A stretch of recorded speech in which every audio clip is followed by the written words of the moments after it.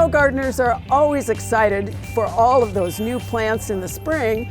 We are too. But let's take a minute and let's talk about some of the other essentials to the landscape world that either you might not have or you didn't even know you needed. I absolutely love tools. This line of tools is heavy, hefty. It's a wooden handle. They are steel heads. With a little bit of tender loving care, they are going to last you for a very, very long time. Although I must admit, I don't take very good care of my tools. I also have a tendency to go through garden hoses like nobody's business.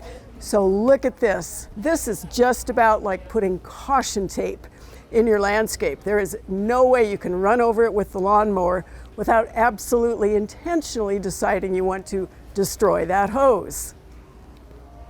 The houseplant craze, of course, is not going away, and just like human beings, houseplants need the right food or the right something to make them grow and be wonderful and happy and healthy. A lot of people are very interested in organic products, especially on plants you use in your house. There is maybe a newer line or a lot more that are very, very specific to particular plants, whether it's violets, orchids, cacti, potting mixes, the kinds of things that will also help with any of those insects like the fungus gnats that tend to get into pretty much every single houseplant you can imagine. So if you do love houseplants, take a look at some of these newer options that might make it a little easier for you to be comfortable taking care of your houseplants.